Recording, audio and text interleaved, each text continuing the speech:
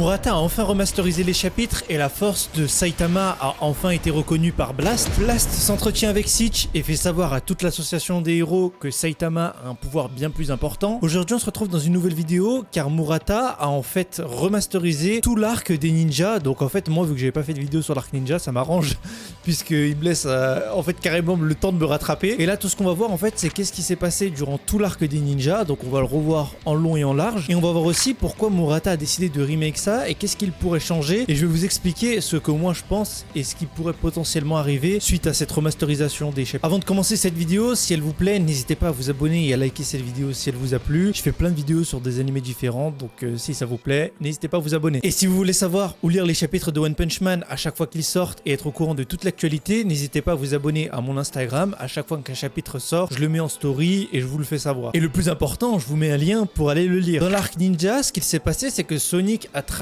les siens, donc les Teninto, pour les vaincre et ensuite affronter Flashy Flash à la loyale. Parce que les Teninto voulaient tuer Flashy Flash en fait en tendant une embuscade. Les Teninto vont se faire vaincre par Sonic et Flashy Flash, même s'il faut avouer que Flashy Flash a bien plus carry la game. Ouais, je parle comme un geek, j'ai envie, alors tu vas faire quoi? Et le voilà, cet homme va débarquer. Il va sacrifier tous les Teninto. En fait, ils vont tous mourir, mais en fin de compte, c'est qu'une illusion. Et Flashy Flash et Sonic vont très vite s'en rendre compte. Void est très puissant car il peut matérialiser toutes les peurs de ses ennemis et leur faire croire qu'elles sont carrément réelles. C'est impressionnant de voir que vu qu'il arrive à personnifier les peurs, et ben il arrivera même à matérialiser les coups de poing de Saitama, entourant complètement Flashy Flash et le faisant penser qu'ils sont réels. Il arrivera même à faire croire à Flashy Flash que la tête de Sonic a été coupée et qu'il est mort. Et même maintenant que je m'en rends compte, ça signifie même que Flashy Flash pense tellement que Sonic est faible qu'il peut se faire one-tap par Void le Vide. Void le Vide, à travers les cubes, il peut choisir qui héritera d'un pouvoir ou non. Ça veut dire qu'en fait, Flashy Flash et Sonic vont tous les deux être en proie à God. Ils vont tous les deux faire un rêve. Sonic va faire un rêve très différent de celui de Flashy Flash. Flashy Flash va voir en fait Sonic petit lui dire de venir vers lui et de toucher sa main, mais Flashy Flash n'hésitera pas une seule seconde et ne touchera même pas et n'effleurera même pas la main de God. Tandis que Sonic, lui, je vais pas mentir, son rêve, j'ai trouvé un peu farfelu avec la monstre pour héros qui lui fait à manger. J'ai pas trop compris pourquoi lui avait ce rêve-là. Et Flashy Flash, lui, aurait un rêve bien plus sentimentaliste. Surtout que Sonic, au niveau de sa psyché, il est aussi faible que Flashy Flash. J'ai pas compris, il avait un rêve comme si c'était, je sais pas, comme s'il avait aucun passé.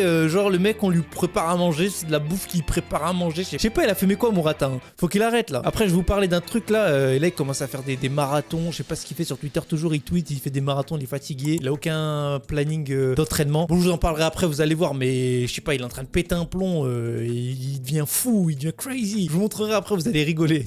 Mais ouais, pour en revenir au manga, Sonic n'a pas accepté les pouvoirs de God ni Flashy Flash. Et moi je trouve ça tellement dommage, ça aurait été tellement stylé qu'il y aurait eu un avatar de God, genre Sonic avatar de God contre Flashy Flash. Ça aurait donné un combat tellement stylé, on aurait vu qui est réellement le plus fort. Et on aurait pu voir si Flashy Flash arrivera à vaincre Sonic, même s'il a une puissance démesurée. Et on sait très bien, Sonic a déjà cédé à la tentation en voulant devenir un monstre. Et pourquoi cette fois-ci aurait-il refusé de vouloir devenir un monstre? Ça, je me demande pourquoi ils ont mis ça là. Je trouve c'est bizarre. Je trouve qu'ils ont déconné là. Ils ont déconné. Et en fait, sur ces chapitres, il y avait tellement peu de choses à dire. C'est pour ça que j'ai pas décidé de faire des reviews sur ces chapitres. Parce que selon moi, ça sert à rien. Je fais une review pour dire 2-3 trucs. Mais là, j'avoue qu'il y a de la matière parce que vu que Murata remake tout, et ben il y a plusieurs choses à dire et je vais pas m'attarder sur le sujet et je vais vous les dire maintenant ou du moins juste après avoir fini de résumer le dernier chapitre qui est sorti de l'arc ninja avant le remake. Void le Vide va commencer à se taper et il va complètement dominer ses adversaires, on va pas se mentir. Flashy Flash va juste contrer les coups, mais il va se faire atomiser. Du moins pas blessé, mais il va très vite comprendre le gap entre lui et Void le Vide. Void le Vide est déterminé et on sent une réelle motivation de servir God et il a l'air d'être carrément en symbiose avec ce qu'il est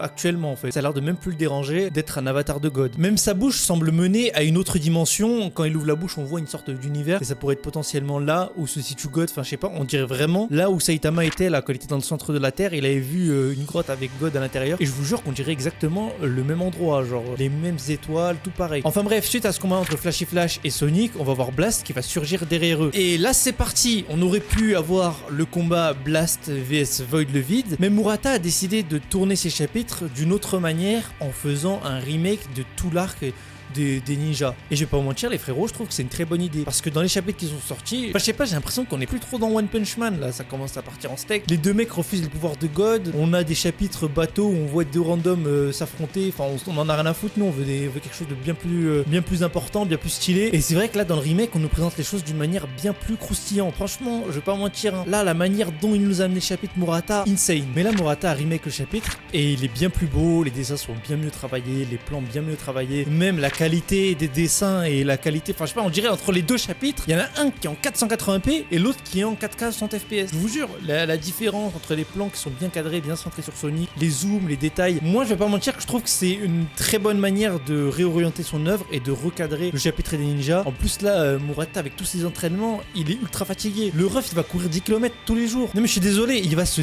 ruiner les articulations. D'ici la fin de l'année, je sais même pas s'il va être capable de finir de pallier son œuvre. Je crois que One il va remplacer Murata là, c'est pas possible. Le frérot il fait que de courir. Je vais vous mettre les tweets comme ça vous me croyez. Les gars il fait que de courir, il est là tout le temps fatigué, il se plaint sur Twitter. Frérot, soit t'es tweetos, soit t'es mangaka, soit t'es un sportif de haut niveau. Tu peux pas courir tous les jours et nous pondre des chapitres masterclass. Il faut faire une distinction entre le sport loisir et le fait que tu nous fais des mangas. Soit tu fais du sport loisir, soit tu fais du sport et tu te lances à fond dans ta carrière. Moi je suis à fond derrière toi frérot, et je vais t'aider. Mais moi sous tous ces tweets, vous pouvez me voir sous tous ces tweets, je suis là. Je lui dis frérot, tu vas te ruiner les articulations, arrête tout de suite ce programme frauduleux et arrête ça tout de suite. Et aussi petit message à passer au traducteur français de One Punch Man. Les frérots, c'est pas un redraw, c'est un remake. Genre il va refaire tout l'arc en fait. Ça va pas être juste là il a décidé de redessiner ça en vif. Là ça va vraiment être un changement de direction. Là on le voit avec la fin de ce chapitre. Notamment on voit Blast qui reconnaît les pouvoirs de Saitama et Saitama qui fait genre qu'il se souvient plus de rien. Enfin je pense qu'il se souvient vraiment plus de rien vu qu'il a remonté le temps. Et que bref les deux Saitama se sont rencontrés. Il se souvient certes plus de rien, mais Blast lui se souvient bien que c'est Saitama qui a affronté Garou. Et on parle bien du Cosmic Garou. Et ils savent tous, notamment Sitch et Flashy Flash, ils savent que c'est Saitama qui a réussi à vaincre Garou. Donc ils savent le potentiel danger que représente Saitama. Et Saitama va peut-être se faire surveiller de près. Et même le webcomic et le manga de Murata prennent deux directions totalement opposées. Quand dans le webcomic on voit que ça part en steak avec des robots. Bref, moi je vais pas mentir, j'ai pas du tout accroché au webcomic. Là je sais pas, on nous parle du... je vais pas spoil, mais on nous parle de robots. Enfin, vous avez capté, ça part dans une toute autre dimension. Mais là ça concerne quelque chose de beaucoup plus concret, notamment les secrets. Et les secrets sur God qu'on a toujours voulu avoir. Enfin bref, on a une toute autre dimension sur le sujet, si vous voyez ce que je veux dire. Et surtout, on a quelque chose de très intéressant, c'est que Blast nous dit que Void est clairement plus dangereux que Garou. Et on sait que Blast arrive très très bien à identifier quels sont les potentiels dangers. Il arrive à les classifier et à savoir quelle action il doit faire pour minimiser un maximum les pertes civiles. Et on apprend aussi dans ce chapitre que Blast, dès la première fois qu'il avait vu Saitama, il avait direct remarqué qu'il avait une force démesurée. Et ça montre aussi ce que j'avais dit dans l'une de mes dernières vidéos. Saitama a un aura et les monstres le remarquent, mais aussi les héros, vu que Blast a remarqué la force de Saitama. Imaginez-vous, Void le Vide peut personnifier les peurs. Donc maintenant, on pourrait se demander quelle est la vraie peur de Saitama et celle de Blast. Je pense que celle de Blast, on va la voir, mais il y a moyen que pour Saitama, il ait aucune peur. Ou peut-être que sa peur serait la mort de ses proches. Et donc, on aurait un moyen de savoir comment affaiblir Saitama. Si Void le Vide arrive à identifier la peur de Saitama, et ben on peut clairement savoir quelle est la véritable faiblesse de Saitama. Et ça pourrait être très intéressant, car ça ne dépend pas de Void le Vide, mais c'est son pouvoir en fait qui personnifie toutes les peurs. Franchement, je vais pas mentir, je suis hype de savoir la peur de Genos. Je sais pas du tout c'est quoi la peur de Genos, peut-être prendre un punch de Saitama. La peur de Blast, peut-être que ça va être un ennemi qu'il a affronté dans une autre dimension. Et la peur de Saitama, tout simplement. Quelle est sa vraie peur? Peut-être se faire battre en un coup, je sais pas du tout. Peut-être voir tous ses proches mourir. Moi perso, je pense que c'est ses proches qui vont mourir. Enfin, qui va voir mourir, mais ils vont pas vraiment mourir. Enfin, vous avez compris. Et surtout, moi j'aimerais bien voir Sonic en avatar de God contre Flashy Flash. Ça pourrait être un combat de ouf fou. L'ultime éveil de Sonic, qui a déjà essayé de se transformer en monstre. Je verrais mal Flashy Flash se transformer en monstre, ça aurait aucun intérêt. Surtout qu'on voit déjà le gap entre Flashy Flash et Sonic. Alors si en plus il a les pouvoirs de God, Flashy Flash, ça va être n'importe quoi. Enfin bref, maintenant à voir ce que va nous réserver Murata. Même si je suis un peu sceptique parce que Murata là, personnellement je trouve qu'il fait un petit peu n'importe quoi. Alors je suis pas aigri ou quoi, mais regardez, rien qu'à voir ses tweets sur Twitter, tout le temps il court, tout le temps il s'entraîne. Frérot, faut savoir, hein, soit tu veux devenir sportif de haut niveau comme je l'ai dit, si tu peux pas courir 10 km tous les jours, tu vas te ruiner les articulations les gars. Je vous jure que même déjà faire de la musculation tous les jours et faire tous les jours les mêmes exos, ça porte pas ses fruits. Alors courir tous les jours, c'est vrai que le cœur ça se muscle, c'est vrai que les entraînements c'est bien, mais ça se muscle avec parcimonie. Il faut avoir un juste milieu. Ça sert à rien de courir tous les jours, je vous jure, ça va pas améliorer votre cardio et encore moins celui de Murata. Donc Murata, je sais pas si tu vas regarder ma vidéo, mais frérot, si tu veux t'entraîner, moi si tu veux, je peux te faire un petit planning, petit entraînement sympa. Moi j'ai fait de la boxe anglaise, je sais un petit peu comment on fait pour gérer le cardio, mais ça sert à rien de s'entraîner tous les jours. Tu vas finir avec peut-être du liquide dans le genou, je sais plus comment ça s'appelle, mais je connais des gens qui ont trop couru, qui ont eu du liquide dans le genou, qui ont eu des maladies articulaires et tout à cause de ça. Donc frérot, calm down on the exercise of the articulation. Il faut se calmer sur les articulations mon pote, parce que sinon là tu vas te ruiner les articulations. Nous on va avoir des dessins tout fébriles, il y aura des tremblements dans tes dessins mon ref. Donc si tu veux pas finir avec des maladies, calme-toi, on va t'expliquer de ça tranquillement. Les gars dans les commentaires, expliquez-lui, il faut qu'il lise vos messages. Allez sur son Twitter, expliquez-lui que ça sert un petit peu à rien de s'entraîner comme ça à la va-vite là, en courant comme un fou. On n'est pas pas dans One Punch Man, frérot, tu vas faire. Il a dit que la dernière fois, il avait fait 1000 pompes, les gars. 1000 pompes, vous vous rendez compte, c'est quoi 1000 pompes? 1000 pompes! Non mais les gars, non, mais vous vous rendez compte, 1000 pompes, petit japonais Murata, il fait 1000 pompes tous les jours, là, il nous sort. Non, c'est pas possible. Il va finir avec les muscles atrophiés, mais vraiment atrophiés. Genre, ses muscles qui seront morts, il va finir avec un bras tout bleu. Le ref, faut qu'il se calme. On se limite à 3 entraînements par semaine et 2 courses par semaine, max. Mais on fait pas plus de 10 km. Parce que sinon, à part screener les articulations, moi perso, je vois pas ce qu'il veut faire à part screener les articulations, les gars. Le cardio, on le gagne pas comme ça. Il faut s'entraîner avec parcimonie. Faut pas courir. À part s'il veut faire des marathons. Mais bon, les gars, courir tous les jours, je vous jure, ça porte pas ses fruits. C'est dangereux pour les articulations. Faut qu'il fasse ça d'une meilleure manière.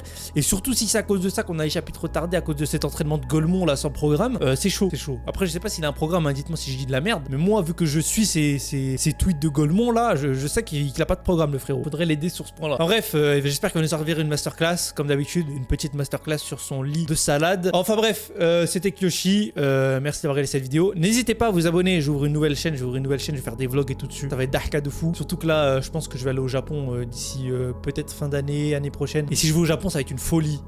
Des vlogs à gogo et tout, les gars. On va aller voir Murata IRL. On va lui serrer la main. On va lui expliquer comment on fait un vrai entraînement cadré. Parce que là, ça va plus. On va pas se mentir, ça va plus. J'espère que je vais relever la barre dans le manga game en France. Là, je sais pas, je vois des gens, ils veulent faire des dramas.